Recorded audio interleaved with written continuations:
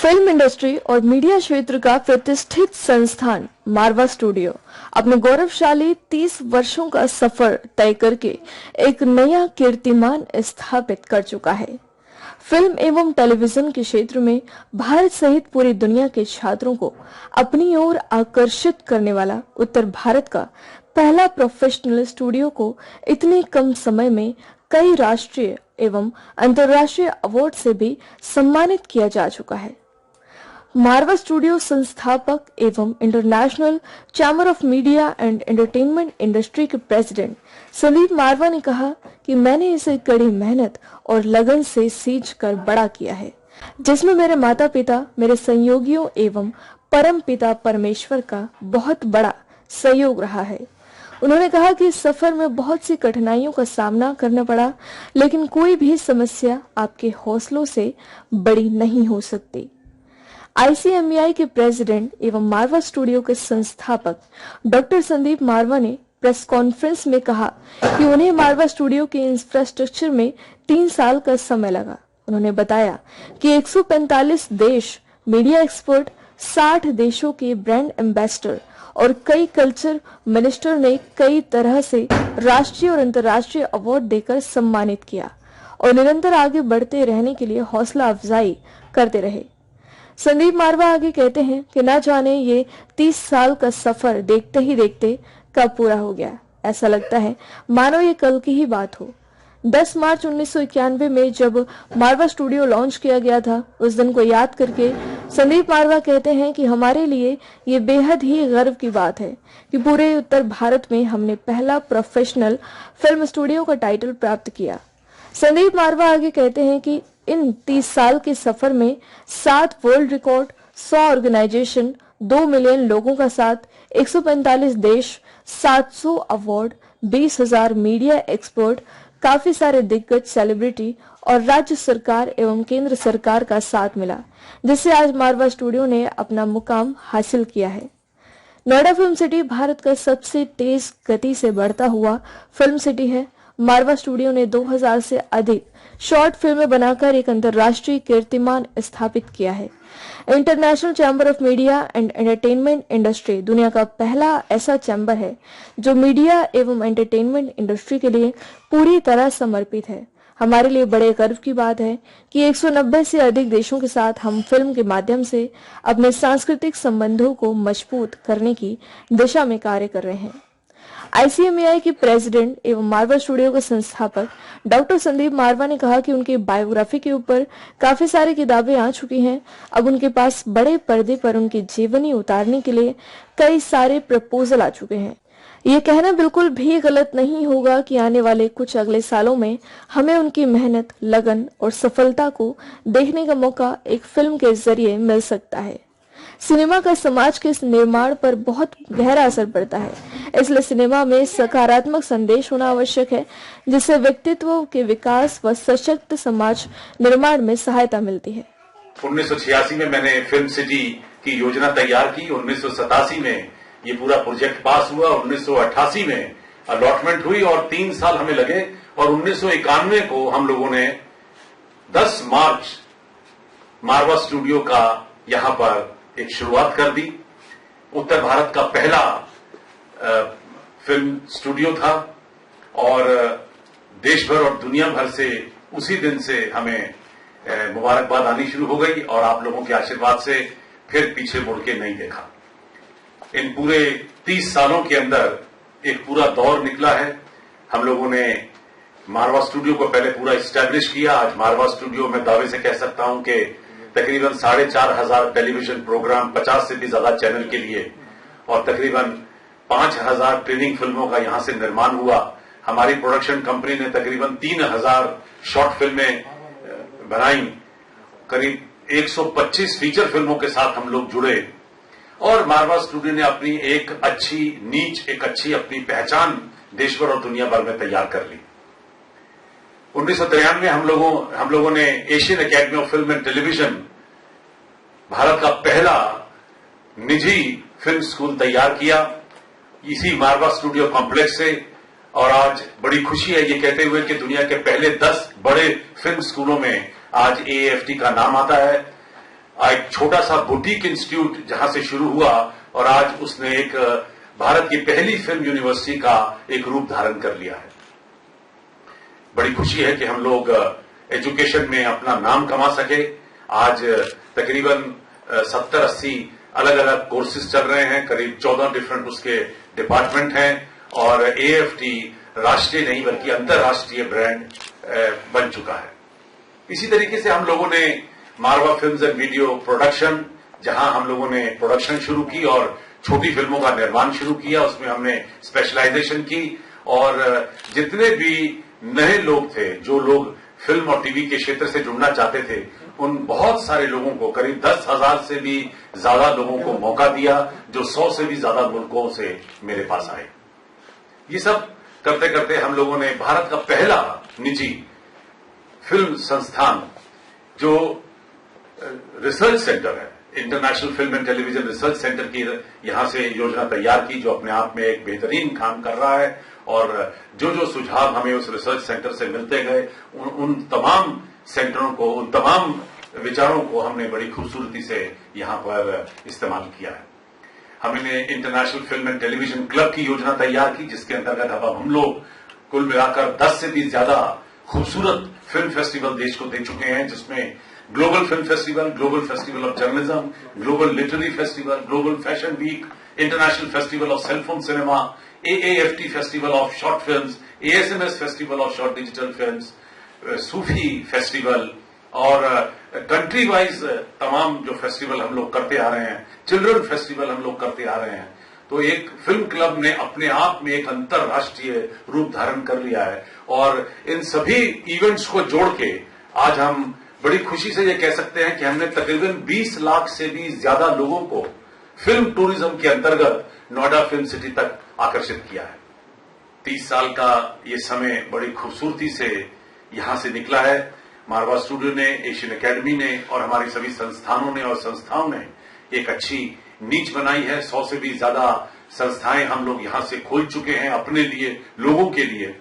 और इसके साथ साथ जो सबसे बड़ी बात हुई कि हमने world peace development and research foundation तैयार किया और जिसके अंतर्गत हम लोग 196 मुल्कों से अपना संपर्क बनाने की पूरी कोशिश में लगे हुए हैं। हमारा ध्येय यही है कि हम लोग पूरी दुनिया को जोड़ें, love piece and unity through art and culture. ये हमारी स्टेटमेंट बनी और हमारी पूरी कोशिश रही कि हम लोग तमाम मुल्कों को, तमाम देशों को आर्ट और कल्चर के जरिए जोड़ सकें। तो हमारी पूरी एजुकेशन का, हमारे सारे कार्यों का, हमारी सभी संस्थाओं और संस्थानों का जो मकसद है वो पूरा होता नजर आएगा। मैं आप लोगों को आमंत्रित करता हूं कि आपके पास कोई भी सवाल है ताकि मैं उन सवालों का जवाब आपको दे सकूं। सर, ये 30 साल का सफर तो आपने बता दिया, लेकिन इस 30 साल की शुरुआत कैसे हुई थी? मारवा स्टूडियो की प्रेरणा आपको कैसे मिली थी खोलने की? मैं खुद फिल्म, टीवी और मीडिया के क्षेत्र से पहले जुड़ना चाहता था। यहां से मैं बॉम्बे तक गया। वहां पर मैंने 3 फीचर फिल्में साइन की थी और मैं उनमें काम करना चाहता था, लेकिन मेरी बदकिस्मती थी कि जिस दिन 3 फिल्मों को मिस्टर रेड्डी फिल्म प्रोड्यूस कर रहे थे, उनका अचानक देहांत हो गया और मुझे ये ख्वाब फिल्मों में आने का जो था वो छोड़ना पड़ा। इसी तरीके से जब मैं भारत का जो सबसे पहला और पुराना फिल्म संस्थान है वहां पर जब ज्वाइन करना चाहता था, तो मुझे पता चला कि वहां पर एक्टिंग का जो कोर्स है वो स्थगित कर दिया गया। वो भी मेरे लिए एक बहुत बड़ा एक झटका सा था, क्योंकि मुझे लगा कि अगर मैं हताश हो रहा हूं तो इसका मतलब देश भर में कितने ऐसे बच्चे रहे होंगे जो हताश हो रहे होंगे। तो क्यों ना एक ऐसा संस्थान तैयार किया जाए जहां हम लोग खुद लोगों को आगे बढ़ाने की, सिखाने की और उन्हें प्रोत्साहित करने का काम करें। और शायद यही वजह थी कि वो सारे विचार मेरे दिमाग में चलते रहे और वो जमकर एक फिल्म सिटी का उसने रूप लिया। और 1986 में जब मैं थिएटर, टेलीविजन के क्षेत्र से अच्छा खासा जुड़ चुका था, तब मुझे लगा कि अब समय आ गया कि अब एक यहाँ उत्तर भारत में फिल्म सिटी होनी चाहिए। सवाल मेरा ये है, आपने जब ये स्टार्ट किया था इससे पहले आपको किन किन परिस्थितियों का सामना करना पड़ा और कैसे कैसे परेशानी हुई? देखिए, हर इंडस्ट्री जो है वो एक एक्सपर्ट को वेलकम करती है, एक एजुकेटेड ट्रेंड आदमी को हमेशा वेलकम करती है। तो शायद यही वजह रही कि जब मैं स्कूल और कॉलेज में था तो मैंने थिएटर के ऊपर बहुत तवज्जो दिया हुआ था। फिर मैं कॉलेज से निकला तो मैंने टेलीविजन को, क्योंकि दूरदर्शन सिर्फ एक चैनल था और वहां पर मैं दूरदर्शन और हमारे ऑल इंडिया रेडियो में प्रोग्राम देने की कोशिश करता रहता था। उसके साथ ही मुझे मौका मिला एक न्यूज एजेंसी खोलने का, और मैंने दो कैमरे, 2 एडिटिंग टेबल लेकर दिल्ली के अंदर एक छोटी सी जगह के ऊपर अपनी न्यूज एजेंसी खोली। उससे मुझे बहुत अभ्यास हुआ, पंक्चुअलिटी, रेगुलरिटी, सिंसेरिटी, डेडिकेशन, और किस तरीके से आपके हाथ से कहीं शॉट न निकल जाए, मौका न निकल जाए। प्रधानमंत्री, राष्ट्रपति, विज्ञान भवन जैसे प्रोग्राम को खुद अटेंड करता था। पता था कि भाई टेलीविजन के ऊपर आपकी शॉट्स जाने हैं और जो महत्वपूर्ण शॉट्स हैं वो आपकी आज की डेट में कवर होने चाहिए। वहां से मैंने सीखा भी और तजुर्बा भी अपना तैयार किया। सबसे पहले तो आपको 30 साल के जो आपने इतनी मेहनत की उसके लिए बहुत बहुत बधाई। और जैसे कि अभी आपने बताया कि कुछ कारणों की वजह से आप फिल्मों में काम नहीं कर पाए, लेकिन क्या हमें आपके जो जीवन पे आपने इतनी मेहनत की है उसकी बायोग्राफी, फिल्म, मूवी देखने को मिलेगी? कुछ ऐसा आपके संपर्क में कुछ चीजें हो तो आप हमसे। ये मेरी खुशकिस्मती है कि इस वक्त 3 किताबें लिखी जा चुकी हैं, जिसमें से 2 छप भी चुकी हैं, और करीब 3 या 4 किताबें अभी और लिखी जा रही हैं। तो ये बायोग्राफी तो आ गई है। तो मैं मौका देखकर हो सकता है अगली बार आपको अपनी बायोग्राफी दे भी दूंगा, ताकि आप, अगर आपके पास वक्त हो तो आप उसे पढ़ें। और जहां तक फिल्म बनाने की बात आती है, मेरे पास 2-3 प्रपोजल इस वक्त पड़े हुए हैं। लोग चाहते हैं कि हम लोग इस 30 साल के सफर को कैमरे में कैद किया जाए, तो मैंने उन्हें इजाजत दी है और उसकी भी स्क्रिप्ट तैयार हो रही है। मौका आने पर वो फिल्म भी बनकर तैयार हो जाएगी। बहुत बहुत बधाई सर, हमेशा आप फुल ऑफ एनर्जी रहते हैं, हमेशा जोश और जज्बे से भरे रहते हैं। सर, ये कंटिन्यू कैसे रहते हैं आप इतने सालों तक, और आगे भी कैसे?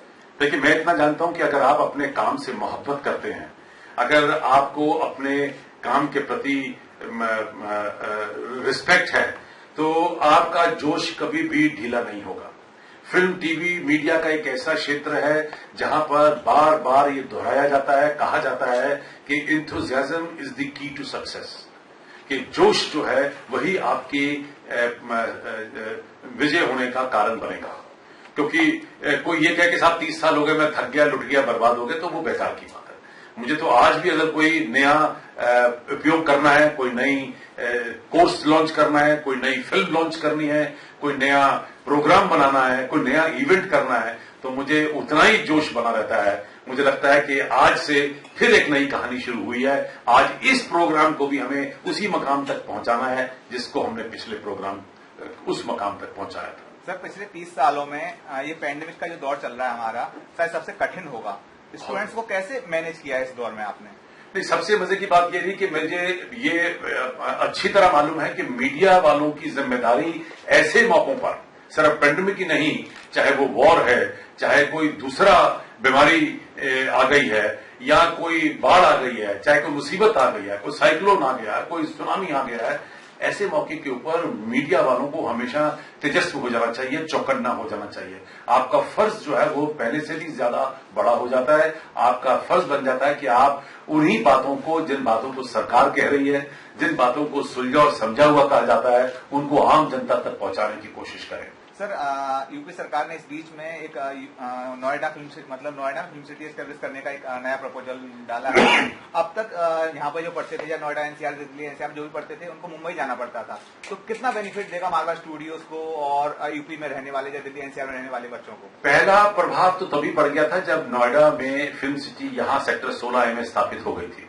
तो बहुत सारे लोग जो सिर्फ ख्वाब देख रहे थे यहाँ से किसी दूसरे प्रदेश या शहर में जाने के लिए, वो उन्होंने अपने आइडियाज जो ड्रॉप कर दिए। और शायद यही वजह थी कि 17,000 मीडिया प्रोफेशनल जो इस वक्त नोएडा फिल्म सिटी में 3 शिफ्ट में काम कर रहा है, शायद उसमें से बहुत सारे ऐसे लोग होंगे जो शहर दिल्ली या उत्तर भारत छोड़ के जाना चाहते थे, वो यहाँ पर आकर स्थापित किया उन्होंने अपने कामों को। फिर तकरीबन 1 लाख से भी ज्यादा लोग जो फिल्म सिटी से आज जुड़े हुए हैं, जिन लोगों ने अपनी रोजी रोटी नोएडा फिल्म सिटी से कमाई है या कमा रहे हैं, वो लोग भी अब यहां को छोड़ के जाना नहीं चाहेंगे। और रही बात अब नई फिल्म सिटी की आने की, ये बहुत बड़ा एक मैं तो कहता हूं अचीवमेंट है हमारी कि आज नोएडा फिल्म सिटी के सक्सेस होने से, क्योंकि आज नोएडा फिल्म सिटी में से 350 चैनल 162 मुल्कों में प्रसारित हो रहे हैं और करीब 1.25 लाख लोग आज किसी न किसी तरीके से इस फिल्म सिटी से जुड़ा हुआ है, या तो उसका प्रभाव ही तो है ये 1000 एकड़ की फिल्म सिटी जो हमारे आदरणीय मुख्यमंत्री ने आज अनाउंस की है। और मुझसे ज्यादा खुश और कौन हो सकता है कि हमने फिल्म सिटी को जन्म दिया और आज उसका बड़ा भाई बनने को तैयार हो गया है, एक दूसरा बेटा जो है वो सामने आने को तैयार हो गया है। और जो कमियां किसी वजह से भी इस फिल्म सिटी में होंगी वो सारी कमियां उस 1000 एकड़ की फिल्म सिटी से दूर हो जाएंगी।